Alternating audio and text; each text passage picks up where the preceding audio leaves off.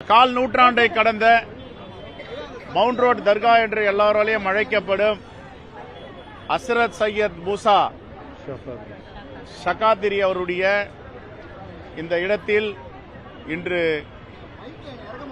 சந்தன உருஸ் வருடா வருடம் நடக்கின்ற சந்தன கூடு இந்த நிகழ்ச்சியில் கலந்து கொள்வதில் காங்கிரஸ் பேரியக்கத்தின் சார்பாக பெருமைப்படுகிறோம். இந்தியாவின் ஆன்மாவாக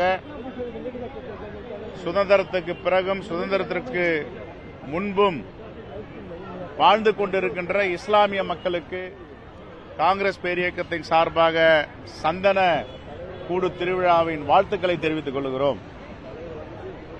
ரைட்?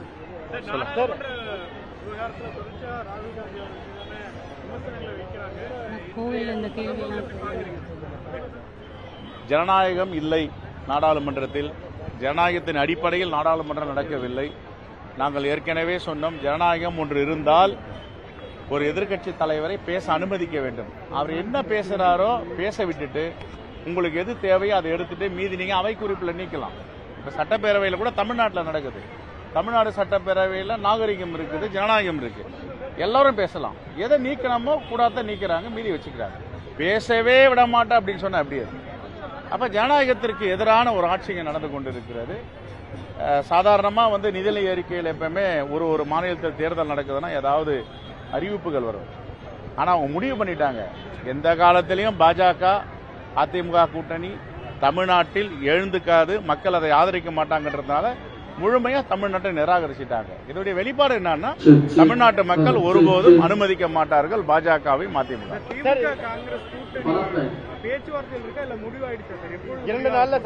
நீங்க எப்படி வேணாலும் எடுத்துங்க, முடிவாயிடுச்சுன்னு எடுத்துங்க, பேச்சுவார்த்தை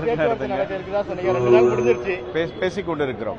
நாளைக்கு வேணுகோபால் வந்திருக்காரு, பேரணியில் கலந்து கொள்ள இருக்காரு. அப்ப எதனா வாய்ப்பு இருக்கா முதலமைச்சர்? இல்ல நாளைக்கு முழுக்க மகாத்மா காந்தி ஊரக வேலை உறுதி சட்டத்தை சிதைக்கின்ற பாஜக அரசை கண்டித்து பாத யாத்திரை ஊர்வலம். தெலுங்கானாவின் துணை முதலமைச்சர் மல்லு விக்ரம்பட்டி அவர்களும் கலந்து கொள்கிறார். காலையே வந்துடுறாரு. அப்படிலாம் கிடையாது, கூட்டணி தானே இருக்கு. எங்க நான் காணாம போயிட்டோம். இப்ப யூகங்கள்லாம் பதில் சொல்ல முடியாது. நியூஸ் தமிழ் செய்தியாளர் திமுக சட்டமன்ற ஏற்கனவே காலையில திமுக சட்டமன்ற உறுப்பினர்ல தாக்கப்பட்டிருக்காரு. கேமராவை கொண்டு அவருடைய தலையில அடிக்கிறாரு.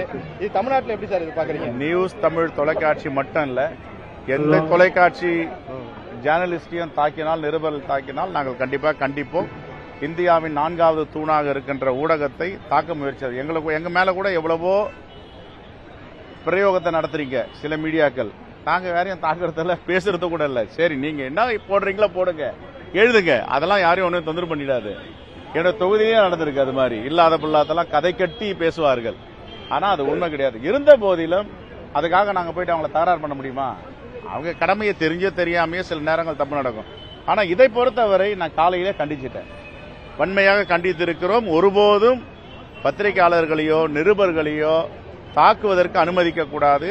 அவர்களுக்கு முழு பாதுகாப்பு தமிழ்நாடு காவல்துறையும் தமிழ்நாடு அரசும் கொடுக்க வேண்டும். இதுவரை அந்த எம்எல்ஏ மேல நடவடிக்கை எடுக்கல. முதலமைச்சரை இது தொடர்பாக சந்திக்க இருக்கீங்களா? வாய்ப்பு சொல்லுங்க.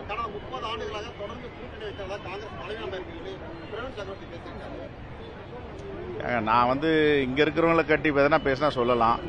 இவங்க எல்லாம் போயிட்டு நாங்கெல்லாம் காங்கிரஸ்ல ஒரு சாதாரண சிப்பாய்கள், சோல்ஜர்ஸ். எங்களை பத்தி அவரு மேல புகார் கொடுத்துட்டு சொன்னீங்க, நடவடிக்கை எடுக்க நாங்க மேலிடத்துக்கு பரிந்துரைத்து சொன்னீங்க. ஆனா தொடர்ந்து காங்கிரஸ் நிலைப்பாடுக்கு எதிராக தான் அவர் பேசிட்டு இருக்காரு. கொஞ்சம் அமைதியா பொறுத்திருந்து பாருங்க.